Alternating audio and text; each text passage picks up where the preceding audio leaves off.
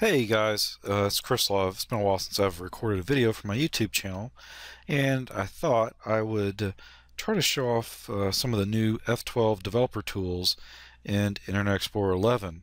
And I thought I'd have a little fun with a site from a product I saw on Shark Tank Wednesday night, which was, or Tuesday night, which was a couple of nights ago, that, well, the person was very interesting, I'll say the least. The product, I don't know.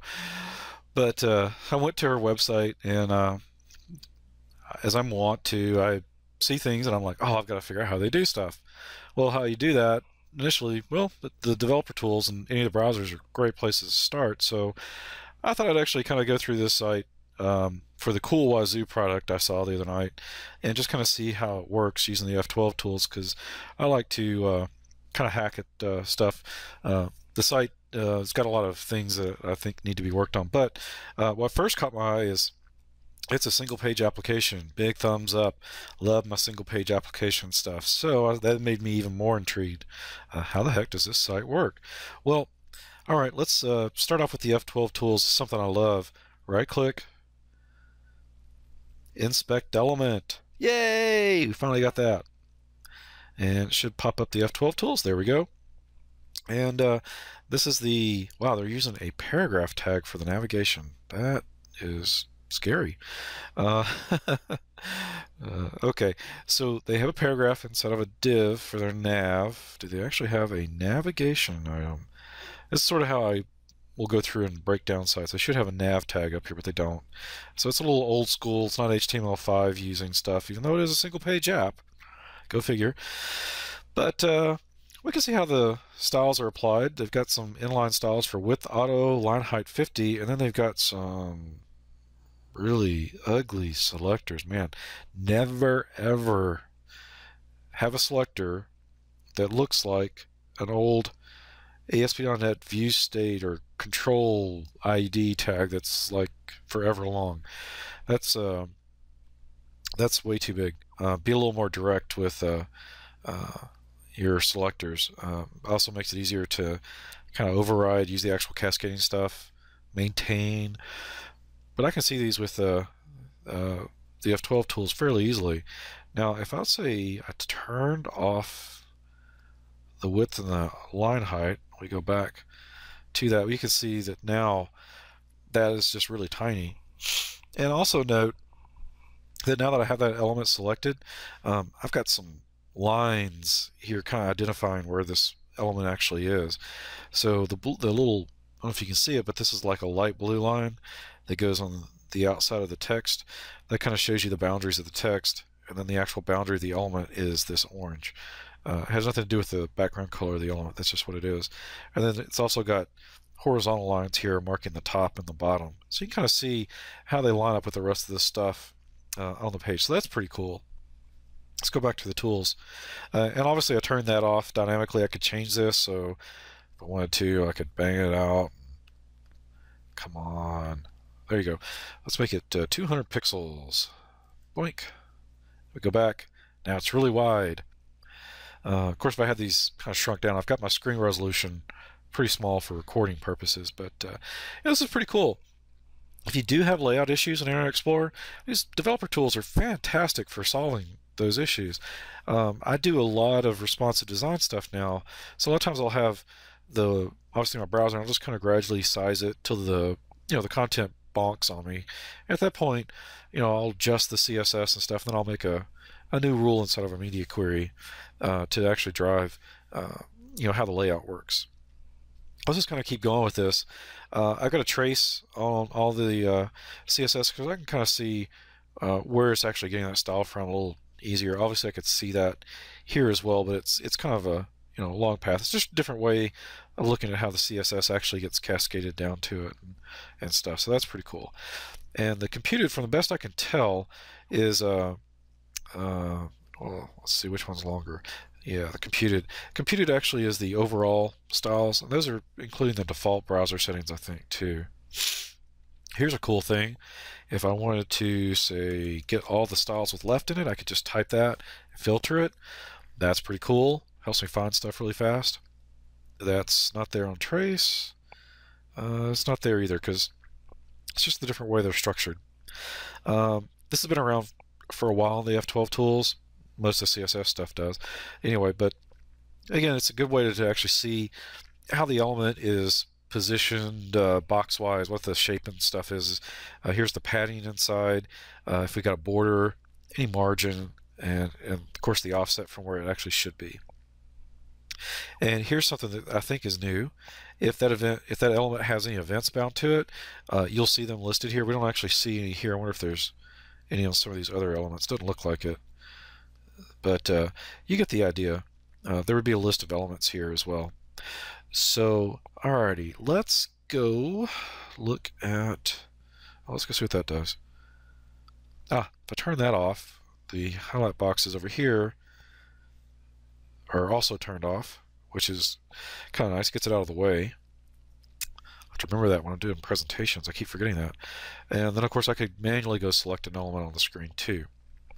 Now, got the normal the console experience that we're all used to seeing. We also have the ability to filter the messages that are being, console.log.error. Whatever. We can filter those out, and we can also clear as well. Down here is the actual console thing. So I could do 1 + 2, and that'll spit out 3, obviously. But I could also do things like this, 0. And that actually gives me a markup for the last or the current element that I'm actually got selected up here in the DOM Explorer, and that's pretty cool. But watch this, watch this. DOM. This would work. There we go. It's the previous one, and then DOM 2. You see how this works? It gives me actual access to that markup, so I can actually see that. It's a neat little trick. You could let's see, 0.inner width, I believe, works. Don't. Oh, it's because I got 3 ends. Oh well, I thought that would work, but I guess it doesn't. Oh well. But at least the markup's there. You could actually do some other stuff off that. Chrome supports all that. There's a bunch of other things that I'm not going to go into. There's a lot of other commands you can drive that are kind of new to IE11. I don't think they're actually part of Chrome either. So here's our JavaScript debugger. There, my mouse will work. If I'm having mouse issues last few minutes. But so here's the debugger. Here's the core markup. I'm not going to do that. Oh, here's a bad thing right here.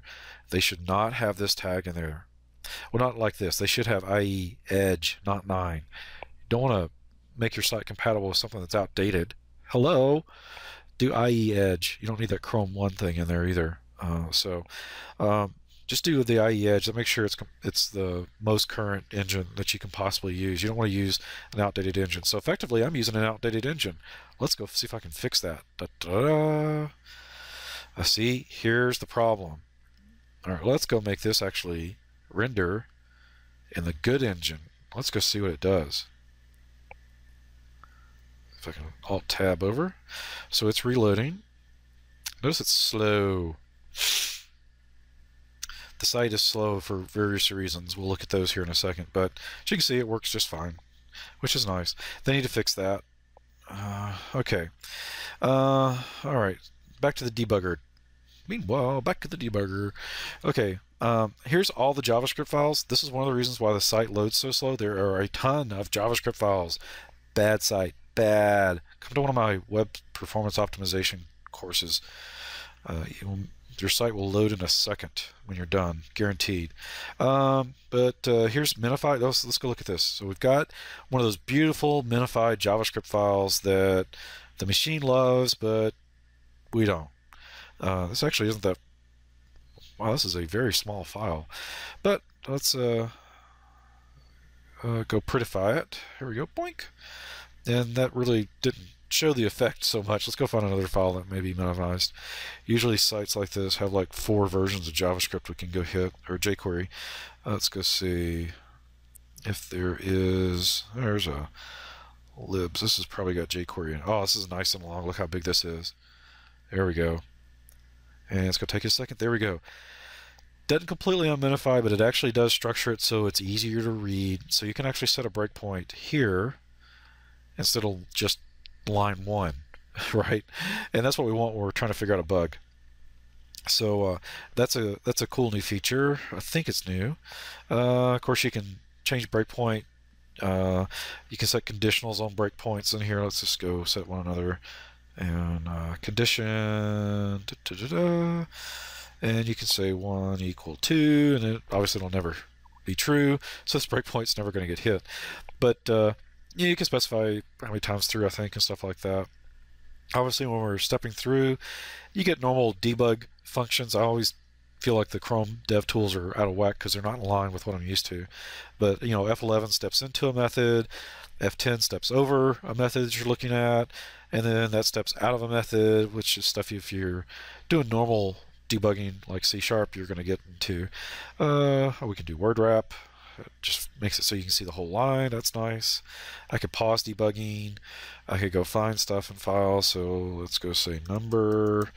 And this is nice. It shows every little line that has number on it. So that's pretty cool. You can set watches. You can just quickly add a watch. So you can say A and go bam. And that's not a variable. Of course it's a variable. What are you talking about, Willis? Anyway, let's go see. Define. Let's see what that is. Define. Nope. jQuery. Nope. Maybe they aren't using jQuery. Good for them. Anyway, you get the idea. So, all right, that's the debugger. You also get a call stack when you're actually stopped at a breakpoint. It'll show you kind of what the path it ultimately called that particular point. You can add. I think you can add a watch that way. What's the hamburger there? Delete all the watches. Boom. There you go. That's pretty cool. Here's one of my favorite features that's been there for a while is the network summary. You do have to turn it on unlike Chrome. It just naturally runs when the tools are open. You do have to actually tell it to run. And here's all the freaking files that page loads. Good Lord. Can you believe this, guys? Hello. That is way too freaking much. Okay. It does, see, 110 files. That's sad. The average website's loading 90, which is still sad. Let's just take the images out. It should be 4 files, more or less, 4, maybe 6, plus images, and probably most of these images could probably be combined and further optimized and so forth. So, again, performance is number one. I also find it interesting here. We got kind of like a version number here, and then like another version number. I kind of wondering if they're kind of stepping on each other a little bit too much there.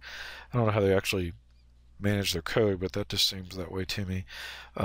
Here's probably their images. Let's go look at an image. And response body.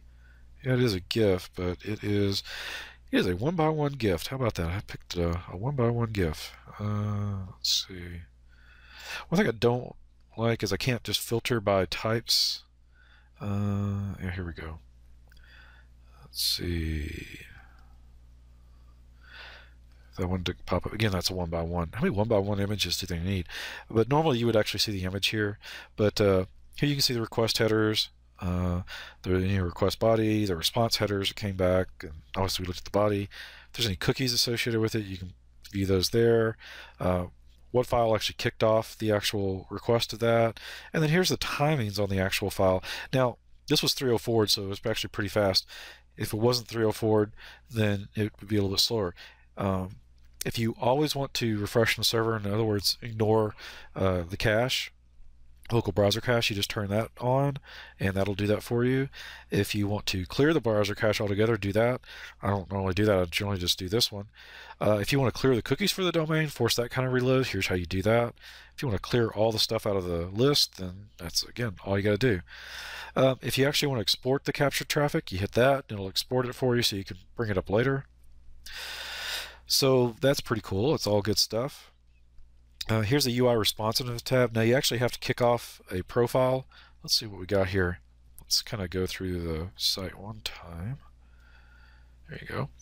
And let's just open up a page.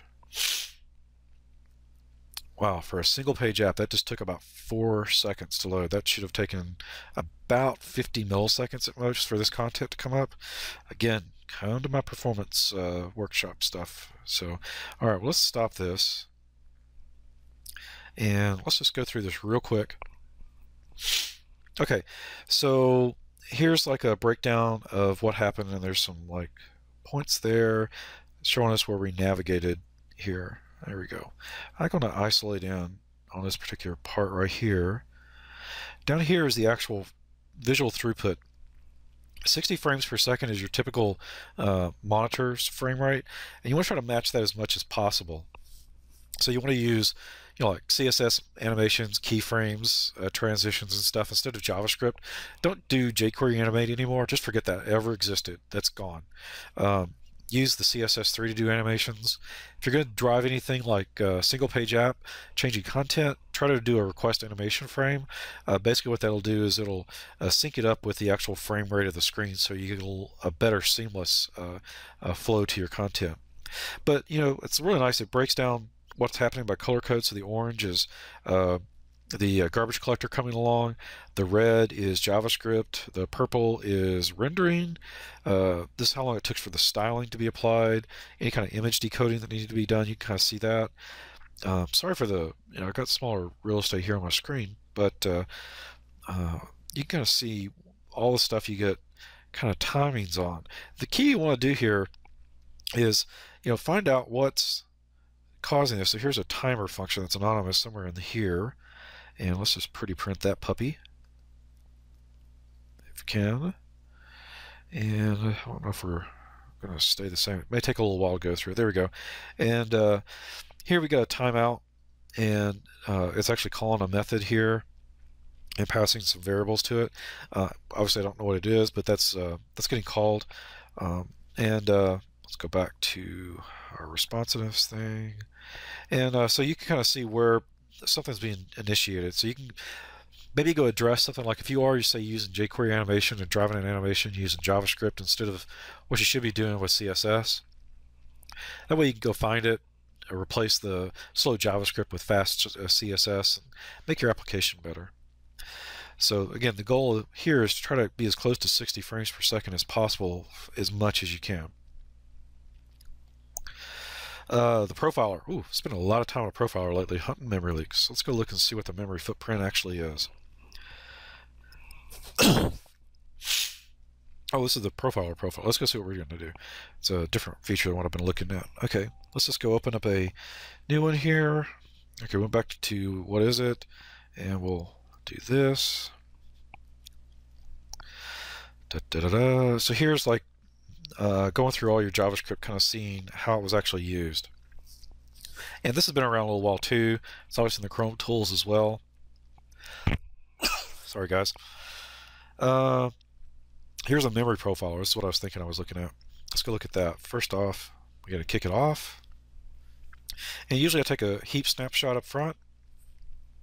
That's a lot of memory, guys. They're gonna have a lot of leaks in here. It does take a little while for these snapshots to get created. There's a lot of data it's keeping track of. Chrome's the same way. It does take a little while for those to get created. Notice how this is just kind of ramping up here. That kind of tells me this application has some memory leak issues. There's probably timers and stuff running. And it is taking a little while. So we're flattening out at this point. Usually you'll see a spike when the heap profiler does kick in. That may be what was actually happening there. I'm not sure. But let's go do this. Let's actually go hit something else. How to use, which we already loaded, so that popped in fast. I guess they're kind of falsely caching things. Let's do that one too. And as soon as that heap snapshot finishes, we'll kick off another one here. Okay, there we go. Let's take another one. Then we'll come back. How's that? Well, let's look at this real quick. I kind of honestly hate that they put this back in here, but this is so you could go to different versions of Internet Explorer and actually use that rendering engine. Note they put 5 in here. That's if you don't have a proper doc type in your document, you fall back to Quarks mode, which, as I understand, is Internet Explorer 5. You never want to hit that. Okay, and honestly, you don't want to use these old engines. They're slower. They're not as optimized. They don't support as much stuff. Don't do it. The world needs to upgrade. Fight your local IT pro. Do the right thing. Upgrade to IE11. Here's other things. I haven't played with these enough yet, but you can tell if the profile is a desktop or a Windows phone. Remember, uh, Internet Explorer is designed to work only on Windows. It's designed to be the best browser on Windows. And quite honestly, it actually is in a lot of ways. But that's neither here nor there in this talk.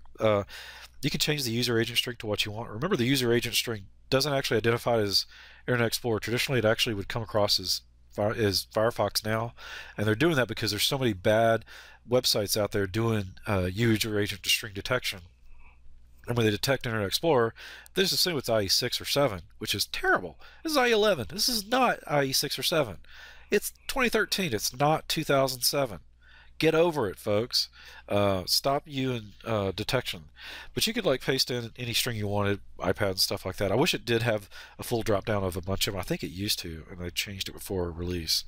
You could also change the orientation that it's reporting to landscape profile. Change the resolution. I haven't played with these too much, but basically that's pixel densities and stuff. Here's something I love though. I actually do a decent amount of geolocation stuff, so being able to turn this on or off and designate different types is great too, because this helps you really debug things more accurately. Several times I've built geolocation stuff for people I'm working remotely for, and of course I'm here not where they want to have the location stuff work. So if I could actually put the false coordinates in, that's great. Let's go back here real quick. Oh, wow, they actually have a bug. That's really bad.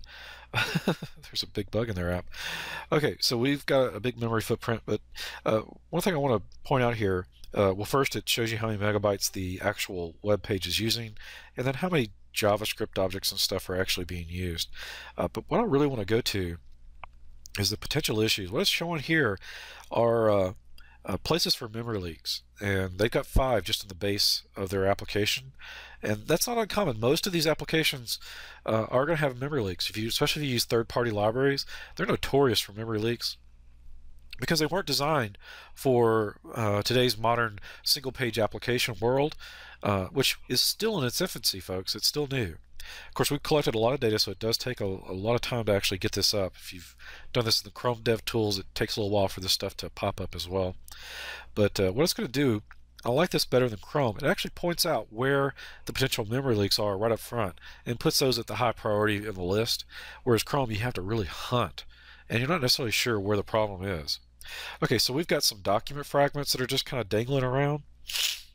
And then we got a root node that's a problem too. And these are identified by this little blue circle here with the exclamation mark.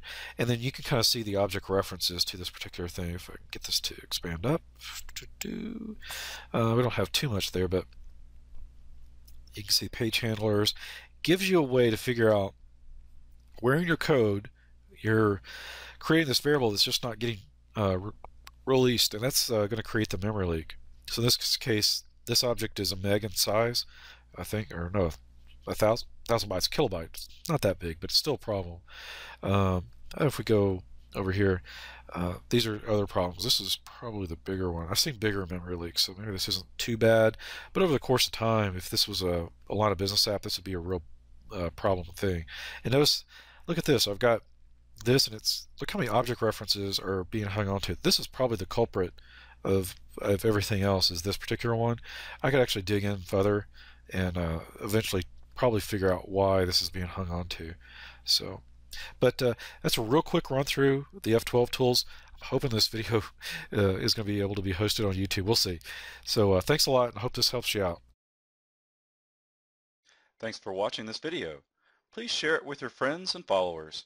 Also remember to subscribe to the Love to Dev channel for future video updates.